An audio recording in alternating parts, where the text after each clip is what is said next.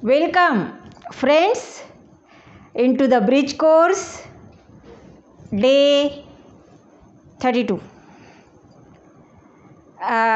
Today, we are going something interesting, which you always like.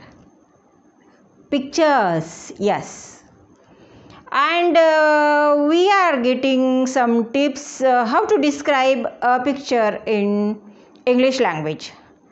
So today, let's see students, instructions for you. Carefully observe the picture, think over it, and use your own ideas to express the various feelings in the picture. Got it? म्हणजे चित्र बघा, बघून आणि think विचार करा, आणि बघून आणि विचार करून सोडून नका देऊ.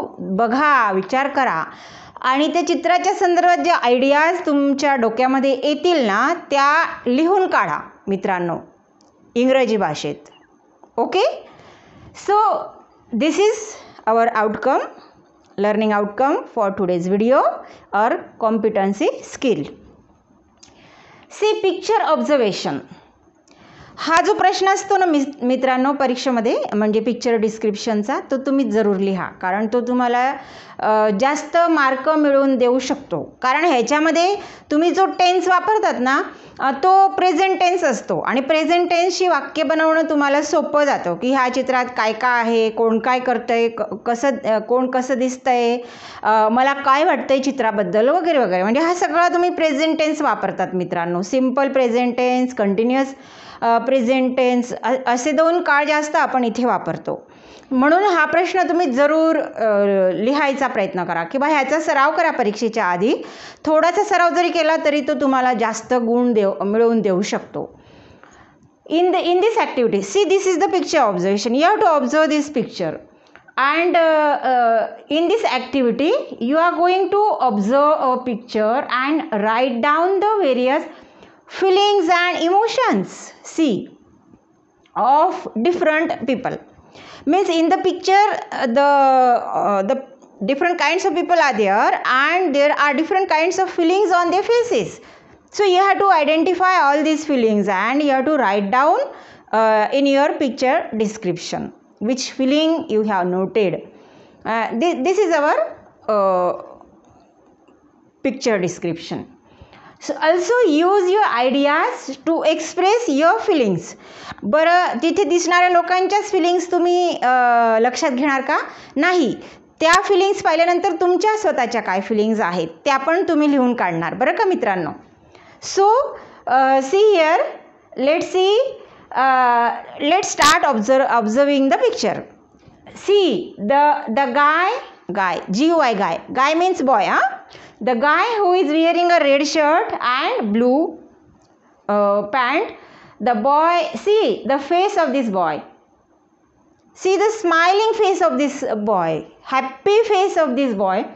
The boy is enjoying his activity into the play garden. So the boy in the red shirt seems very happy, enjoying one of the activities into the garden, into the park. Okay. See, this guy and his grandpa is sitting on the slide. Okay. So the boy is sliding over it. See the face of the boy, a little bit afraid of this activity. You can see the fearful face of the guy. Okay. Then this see the third guy wearing green shirt. See the face. He too looks a little bit frightened but excited to get this experience. And here you can see a guy wearing pink shirt with wearing a goggle, and the guy is also cautiously trying to walk across the ladder or the wooden pool and to enjoy the sliding activity into the park. Then now you can see this guy might be a mischievous one. Okay, so this guy is trying to get into the park, not through the gate but through that railing. Okay, so this guy might be very naughty or mischievous guy. And see this man, his dog is running after one of the visitors, one of the players. So the owner of the dog frightened, he is looking frightened, and he is trying to catch his dog by running after. Means dog is running after a man who is wearing a red shirt, and the owner is running after the dog with frightened face. And see the face of the dog. Does it seem silent dog? No, the dog is barking while running. The dog is barking. Okay, and this man is frightened because the dog is chasing him. That's why the man has some fearful emotions on his face, and the man is trying to escape from this chasing of the dog. कुत्र्याचा पाठलाग, आणि त्या chasing म्हणजे पाठलाग, आणि त्या पाठलागातून सुटण्याचा प्रयत्न, बचावण्याचा प्रयत्न हा माणूस करतोय. And see, this dog is enjoying all this scene or this scenery. See this guy is also enjoying one of the activities into the play garden or into the park, and this is the baby like activity the blue shirt wearing boy is doing. Here this boy is also wearing green shirt is enjoying the playing activity into the park, and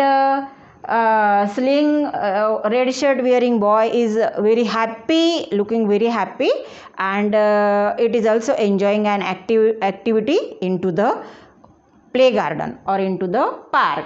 So let's see, these are the emotions which we have been provided the description of this picture here. Let's see what is written here. Okay, in this picture, म्हणजे तुमच्या लिखाणाची सुरुवात अशी झाली पाहिजे. In this picture I can see many people doing various kinds of activities, okay, into the park, and some children are playing in the garden.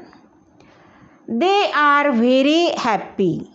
So underlined happy, it is one of the feelings. Okay, happy faces we have seen on the faces of feeling of happiness on the faces of so many guys.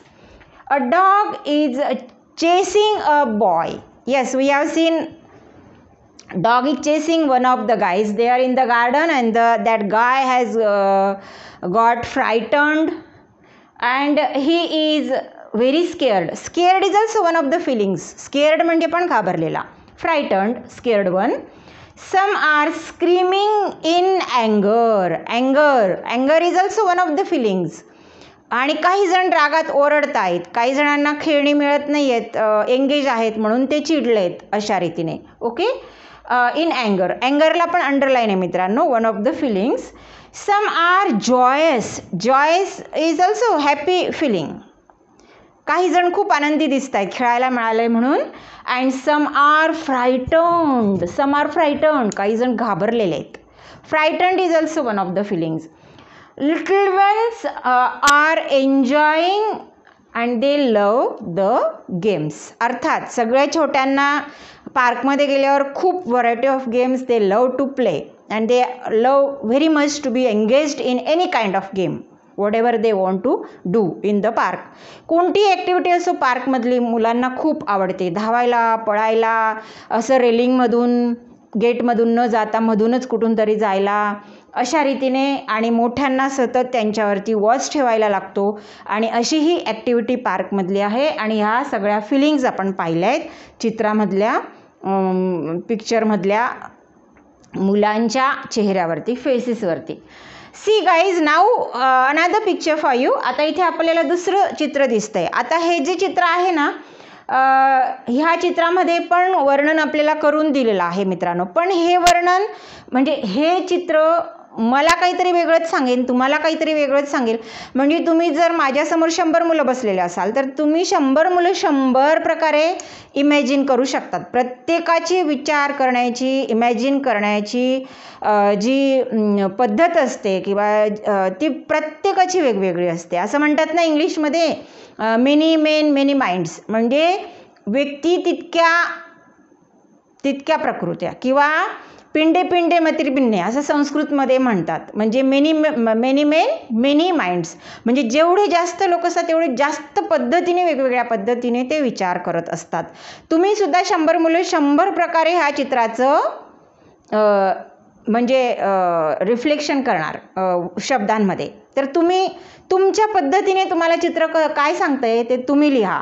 इथे सांगितलं हे म्हणून हेच तुम्ही copy करायला पाहिजे असं नाही.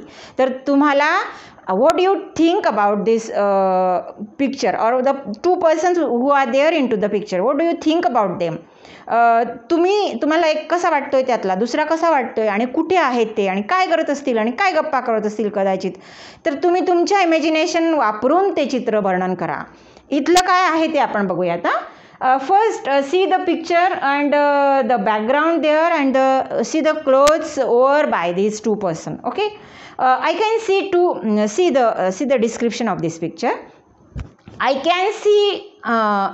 can see two people in the picture. Okay, one is very poor with torn clothes.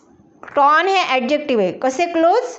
Ton, फाटलेले, फाटके तुटके कपडे घातलेले. Okay, torn clothes. Another is a rich one like a gentleman. म्हणजे दुसरा सुट्टा बुटामध्ये, पॉश कपड्यांमध्ये, छान जेंटलमॅन, सभ्य पुरुष.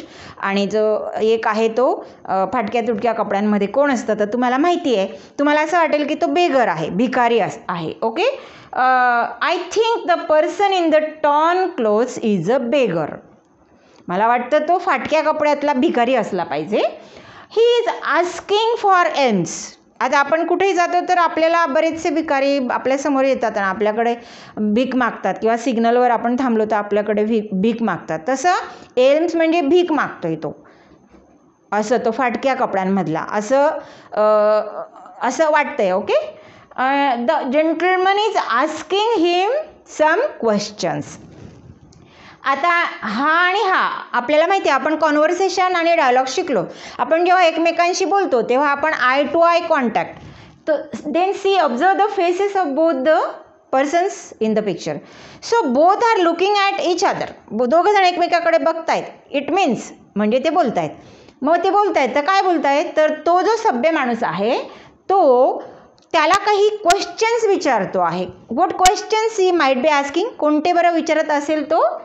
he is asking him, I think he is asking him not to beg and to work.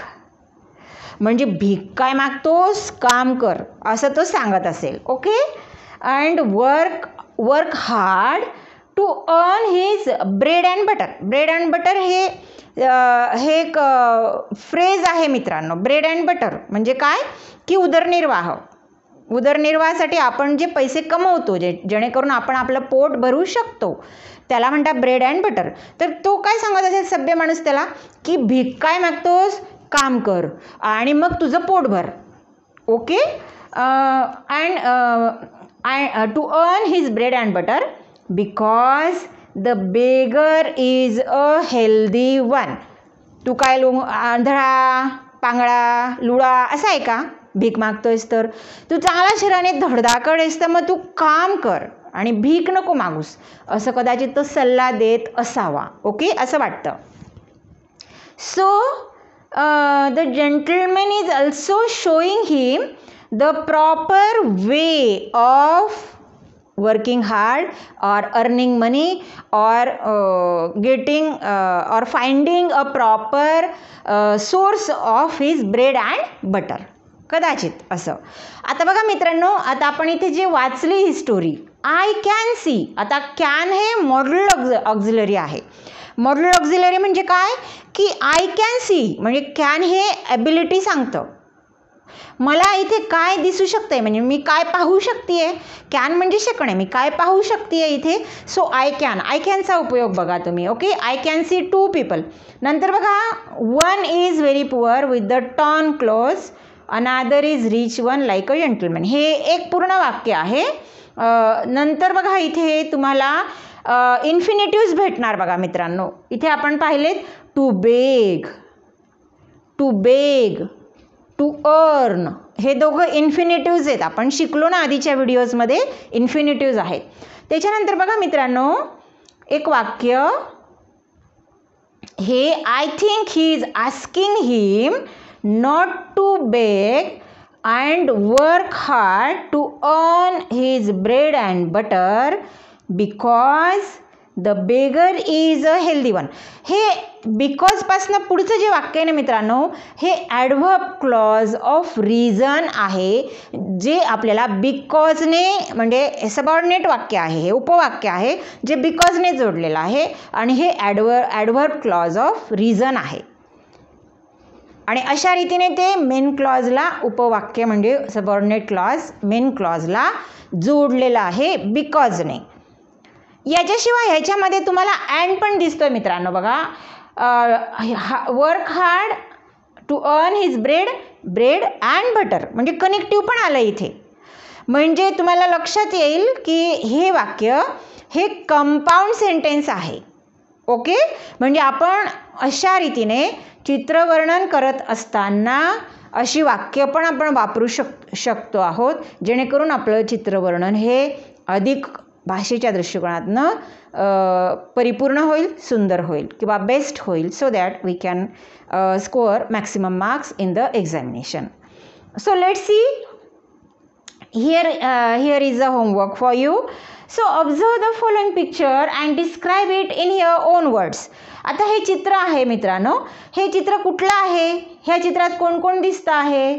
इथे मोठी माणसं आहेत का मुलं आहेत का लग्न समारंभ आहे का मार्केटचं चित्र आहे? कसलं आहे? तुम्ही नक्की ऑब्झर्व करून आणि मग लिहा. तुमच्या भाषेमध्ये तुमच्या शब्दामध्ये ह्या चित्राचं सुंदर वर्णन करा आणि होमवर्कच्या वहीमध्ये लिहा. परीक्षेमध्ये तुम्हाला चित्र येणार, चित्र वर्णन करण्यासाठी येणार. अजून एक तिसरी परीक्षा बाकी आहे मित्रांनो. आणि अजून एक होमवर्क देते मी की आपण मोबाईलमध्ये इमोजीज वापरतो की नाही, वेगवेगळे चेहरे उचलतो आणि टाकतो, असं दाखवतो, असं दाखवतो, असं दाखवतो. तर ह्या प्रत्येक इमेजचा काय बरं अर्थ आहे, तो तुम्ही इमोजीचा काय बरं अर्थ आहे. एखादा फेस असेल तो असा केलेला असतो, असा फेस असतो, काही वेळेला असा उतरलेला असतो, काही वेळेला असा हसरा असतो. आणि तर ह्या सगळ्या चेहऱ्यांचे काय बरं अर्थ होतात. तर तुम्ही काय करायचं आहे की ती इमोजी आहे ती एक घ्यायची आहे, ती पेन्सिलीने ड्रॉ करायची आपल्या नोटबुकमध्ये. आणि जर आपल्याला झेरॉक्स करता आले तर ते इमोजीचं पेज जे आहे ते झेरॉक्स करा आणि मग ते कटआउट काढा आणि ते आपल्या वहीमध्ये चिपकवा आणि त्याचा मिनिंग लिहा. पण मग आता एवढं ते पेज घ्या, त्याची झेरॉक्स करण्यासाठी जा झेरॉक्सवाल्याकडे, एवढं सगळं करण्यापेक्षा आपण पण प्रत्येकजण कलाकार असतो मित्रांनो. बघा, आम्ही शिक्षक पण असतो, तर आम्ही ॲक्टर पण असतो, आम्ही पेरेंट्स पण असतो मुलांचे, तर आम्ही योग्य त्यावेळेला शाबासकी देतो पण योग्य त्यावेळेला आम्ही रागवतो. पण आम्ही किती रोल करत असतो. आम्ही तुमचे गाईड आहोत, आम्ही तुमचे फॅसिलिटेटर आहोत, मोटिवेटर आहोत, कितीतरी रोल करतो. असे तुम्ही पण रोल करा, तुम्ही कलाकार होऊन जा आणि पेन्सिल हातात घ्या आणि इमोजी छान ड्रॉ करा. काही नाही, वेडेवाकडे आले तरी मला चालतील. आणि मग तुम्ही ते इमोजी काढा आणि मग ते त्याचं मिनिंग, त्याची फिलिंग काय आहे ती जोड्या लावासारख्या शेजारी बाजूला त्याच्यासमोर उत्तर म्हणून लिहा. आणि मग आपण वह्या घेणारच आहोत तपासायला 15 ऑगस्ट नंतर जमा करणार आहोत. तर तुम्हाला हा होमवर्क आहे वहीत लिहिण्यासाठी. Then see you, take care in the next video.